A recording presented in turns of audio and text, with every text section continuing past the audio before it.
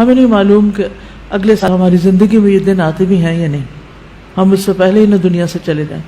اس لیے بہت ضروری ہے کہ ان 10 دنوں کی پلاننگ کریں کہ ہم نے کیا کیا کرنا ہے. صرف وہ کام کافی نہیں جو ہم ہر روز نیکی کے کام کرتے رہتے ہیں، مثلا جو روٹین میں نوافل پڑھ رہے ہیں یا صدقہ خیرات کر رہے ہیں، یا اور نہیں، مزید بھی کرنا ہے. صحابہ ان دنوں میں انتھک محنت کیا کرتے تھے. سعید بن جبیر ذی الحجہ کے 10 دن داخل ہونے کے بعد عبادت میں بہت زیادہ کوشش کرتے تھے، حتیٰ کہ وہ اتنی محنت کرتے کہ لگتا کہ وہ اس کی قدرت نہیں رکھتے، یعنی اپنے آپ کو اتنا تھکا دیتے کہ لگتا کہ بس اب اس سے زیادہ کچھ کر نہیں سکتے، آخری درجے تک. اب نیک اعمال میں سے افضل عمل جو ان دنوں کے لیے پسندیدہ ہے وہ اللہ کا ذکر ہے. نبی صلی اللہ علیہ وسلم نے فرمایا کوئی دن اللہ کے ہاں ان 10 دنوں سے زیادہ عظمت والا نہیں ہے، اور نہ ہی کسی دن کا عمل اللہ تعالیٰ کو ان 10 دنوں کے عمل سے محبوب ہے. یعنی نہ دن ان دنوں سے افضل ہے اور کوئی اور عمل اس سے افضل نہیں. بس تم ان 10 دنوں میں کثرت سے لا الہ الا اللہ، اللہ اکبر اور الحمدللہ پڑھو، یعنی تحلیل، تکبیر اور تحمید. اب اس کے لیے یہ جو کلمہ نا سبحان اللہ والحمدللہ ولا الہ الا اللہ واللہ اکبر، یہ ان تینوں کلمات کا مجموعہ ہے اور اس میں سبحان اللہ کا اضافہ بھی ہے. اسی طرح اللہ اکبر لا الہ الا اللہ واللہ اکبر وللہ الحمد. ٹھیک ہے، اس میں بھی تینوں چیزیں آ جاتی، الحمد بھی آ جاتی ہے، اللہ کی حمد بھی آ جاتی ہے، اور لا الہ الا اللہ اور اللہ اکبر بھی آ جاتا ہے. صحابہ کرام جو تھے ان میں سے ابن عمر اور ابو ہریرہ رضی اللہ عنہما ان 10 دنوں میں بازار کی طرف نکل جاتے اور دونوں تکبیرات پڑھتے، یعنی مل کے بھی پڑھتے. لوگ ان کی تکبیر سن کر تکبیر کہتے، یعنی یہ پڑھتے تو جو سنتا تو وہ بھی کہنا شروع کر دیتا. تو لوگ ان کی تکبیر سنتے کا کیا مطلب ہے کہ یہ تکبیرات اونچی آواز سے پڑھ رہے ہوتے. آپ دیکھیں گھروں میں اکثر لوگ گنگناتے رہتے ہیں یا کچھ، تو گھروں میں بھی تکبیرات اونچی آواز سے پڑھیے، چلتے پھرتے اونچی آواز سے پڑھیے تاکہ دوسروں کو یاد آ جائے. اونچی آواز سے پڑھنے کا مقصد اصل میں کیا ہے؟ یاد دہانی، کہ دوسرے لوگ بھی پڑھنا شروع کر دیں. پھر اسی طرح محمد بن علی جو تھے، ان صحیح بخاری میں آتا ہے کہ وہ نفل نمازوں کے بعد بھی تکبیر کہتے تھے. یعنی نفل نماز پڑھ کے، جیسے تہجد کے پڑھے یا چاشت اشراق کے پڑھے یا پھر اس کے علاوہ، تو وہ نفل پڑھ کے بھی تکبیر پڑھتے تھے.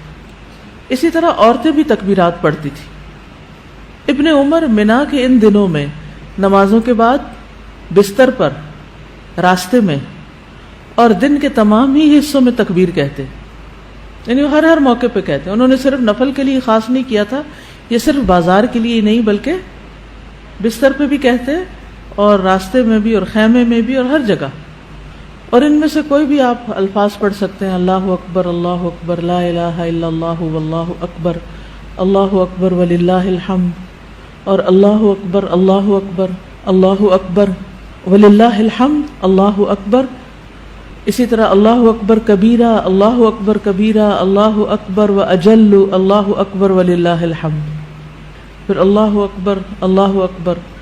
اکبر کبیرہ، تو اللہ اکبر کبیرہ والحمد للہ کثیرہ وسبحان اللہ بکرۃ واصیلا بھی آپ پڑھ سکتے ہیں. ٹھیک ہے، آخر میں اللہم اغفر لی بھی کہہ سکتے ہیں. دوسرا اہم کام جو ان دنوں میں کرنے کا ہے وہ 9 ذی الحجہ کا روزہ ہے. اس روزے کی خاص فضیلت ہے جس سے انسان کے گناہ معاف ہوتے ہیں، اور یہ دن 1 سال گزرے ہوئے اور 1 سال آنے والے گناہوں کا کفارہ بنتا ہے. لیکن اس کے علاوہ بھی آپ باقی دنوں میں روزے رکھ سکتے ہیں. خاص طور پر جن کے رمضان کے روزے رہتے ہوں وہ ان دنوں میں قضا کر لیں. جو شوال میں نہیں کر سکے، ذوالقعدہ میں نہیں کر سکے، اب ذوالحجہ میں کر رہے ہیں. اجر کا اجر ہے اور اپنے فرض کی ادائیگی بھی ہو جائے گی. شوال کے روزے تو الگ الگ رکھنے پڑتے ہیں، لیکن یہ آپ ملا کے بھی رکھ سکتے ہیں، کیونکہ ان پہلے 8 دنوں کے روزے کو مخصوص نہیں ہے. یہ ہم نفلی روزے ثواب کی خاطر رکھتے ہیں، لیکن اگر قضا رکھ لیں تو بہت اچھا ہے. اور ان دنوں کا سب سے افضل عمل قربانی ہے. اقوال میں تسبیحات ہیں، افعال میں قربانی. تو مجھے امید ہے کہ آپ سب نے قربانیوں کا بندوبست کر لیا ہوگا. اگر ہر شخص الگ الگ نہیں کر سکتا تو مل کے بھی اکٹھے ہو کے بھی قربانی کر سکتے ہیں، کیونکہ جان کا صدقہ تو کبھی بھی کیا جا سکتا ہے. تو عام دنوں میں کرنے کی بجائے ان دنوں میں انسان کر لے، ان دنوں میں پیسے جمع کرا لے. خاص طور پر غریبوں تک جو پہنچایا جاتا ہے گوشت، اس میں انسان اپنا حصہ ڈال لے. ایک طرف کیا کرنا ہے، تسبیحات کی کثرت، اور دوسری طرف کیا چھوڑنا ہے، غیبت، چگلی، تانا، فضول میں لغو باتیں، ہنسی مذاق. اپنے شر سے دوسروں کو محفوظ رکھنا، اپنی زبان سے دوسروں کو اذیت نہیں دینا، بدگمانی، تجسس، ٹوہ نہیں لگانا، آر نہیں دلانا، نفرت و بغض نہیں کرنا، ظلم نہ کرنا ہے نہ ہونے دینا ہے، کسی کو بے عزت نہیں کرنا، آر دلانا اور تانا دینے والی عادتوں کو چھوڑنا ہے. ٹانٹنگ، وہ جو عادتیں ہوتی ہیں نا، ان کو بھی چھوڑنا ہے. غصہ نافذ کرنے کی طاقت رکھنے کے باوجود اس کو چھوڑ دینا ہے. گالی گلوچ، بد زبانی، ان چیزوں سے بھی بچنا ہے. مسلمان کو ہر طرح کی اذیت دینے سے رکنا ہے. رشتہ داروں کی قطع تعلق ہی نہیں کرنی، ان کو منانا ہے. ظالم رشتہ داروں پر بھی مہربانی کرنی ہے. اپنے شر سے پڑوسیوں کو بچانا ہے. اپنے ایمان کی تجدید کرنی ہے. صبر اور عفو درگزر کرنا ہے. اچھا اخلاق اختیار کرنا ہے. اول وقت پہ نماز پڑھنا ہے. قیام لمبا کرنا ہے. ہو سکے تو تہجد پڑھنا ہے. روزہ رکھنا ہے. حج کے لیے تو چلے گئے ہیں لوگ، ہو سکے تو حج کرنا ہے. مالی صدقات میں اپنے اہل و عیال کی ضروریات پوری کرنا. ناراض رشتہ دار کو تحفہ دینا.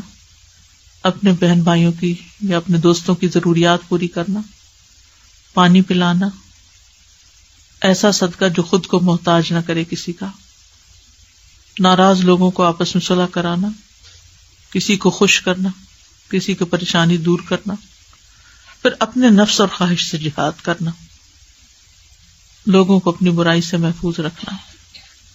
اور صدقے خیرات میں کھانے پینے اور دیگر چیزوں کے علاوہ اچھی کتابیں، اچھے پیمفلیٹس اور خصوصاً اس ٹاپک کی اویئرنیس لوگوں میں کریٹ کرنا ہے. قرآن کی تلاوت میں عام روٹین سے زیادہ پڑھنا، اس کو انکریز کرنا ہے. اللہ سبحانہ وتعالی ہمیں عمل کی توفیق عطا فرمائے.